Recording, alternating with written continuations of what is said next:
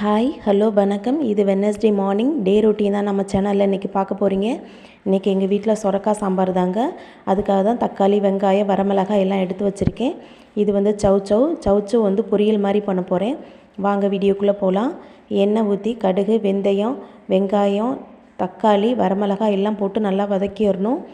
அதுக்கப்புறம் கருவேப்பிலை போடணும். கருவேப்பிலை போட்டு நல்லா வதக்கிட்டு காய் சேர்த்து லைட்டாக உப்பு சேர்த்து மஞ்சத்தூள், சாம்பார் பொடி சேர்த்து நல்லா வதக்கிடணும்.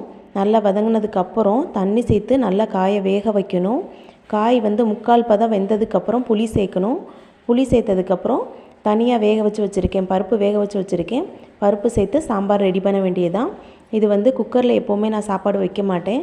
தனியாக தான் சாப்பாடு வந்து வடித்து சாப்பிடுவோம். நீங்களும் சாதம் வந்து வடித்து சாப்பிடுங்க, அதுதான் உடம்புக்கு நல்லது. பருப்பு வந்து வேக வச்சு தக்காளி, வெங்காயம், கருவேப்பிலை போட்டு நல்லா வேக வச்சுருக்கேன். குழம்பு கொதித்ததுக்கப்புறம் பருப்பு சேர்த்து குழம்பு ரெடி பண்ண வேண்டியதுதான்.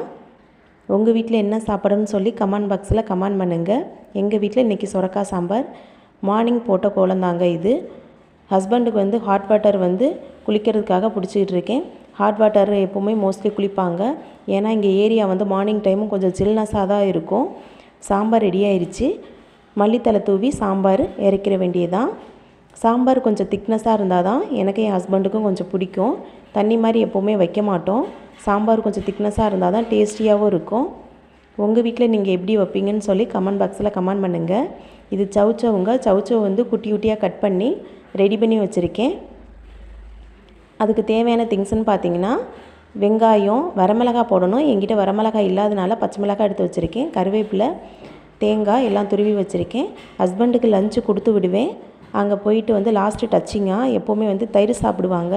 தயிர் வந்து 2 டேபிள் ஸ்பூன் எடுத்து தண்ணி ஊற்றாமல், தண்ணி மிக்ஸ் பண்ண மாட்டேன், எப்போவுமே மிக்ஸ் பண்ணாமல் தாளித்து தான் கொடுத்து விடுவேன். அப்படி சாப்பிட்டு தான் உங்களுக்கு பழகிருச்சு. அதனால் தயிர் வந்து தாளித்து தான் கொடுத்து விடுவேன். இங்கே மோஸ்ட்லி வந்து பாக்கெட் பால் தாங்க விற்பாங்க. பாக்கெட் பால் வந்து டேஸ்டியாக இருக்கும், பட் வந்து உடம்புக்கு கொஞ்சம் கெடுதி தான் சொல்லுவாங்க. வேறு வழி இல்லை, அதான் சாப்பிட்டு ஆகணும். எஸ்டர்டே பார்த்திங்கன்னா தயிர் வந்து தாளித்து முடிச்சாச்சு. எஸ்டர்டே வந்து சூப்பர் மார்க்கெட் போனதில் 2 வாட்ரு பாட்டில் வந்துட்டு 80 ரூபாய்க்கு விற்றாங்க. ரொம்பவே ஒர்த்தாக இருந்தது. ஹஸ்பண்டுக்கு வந்து டைம் ஆனதுனால சவுச்சவ் கூட்டு ரெடி ஆயிடுச்சு. எல்லாமே டிஃபன் பாக்ஸ்லாம் எடுத்து வச்சுட்டு ட்ரெஸ் அயர்ன் பண்ணி ஹஸ்பண்ட் வந்து கிளப்பியாச்சு. அவ்வளோதான், என்னோடய டே ரொட்டீன் முடிஞ்சிருச்சு. டுமாரோ பார்க்கலாம். என்னோடய வீடியோ பிடிச்சிருந்துச்சுன்னா லைக் பண்ணி, ஷேர் பண்ணி, கமெண்ட் பண்ணுங்கள், சப்ஸ்கிரைப் பண்ணுங்கள். டாடா, பாய்.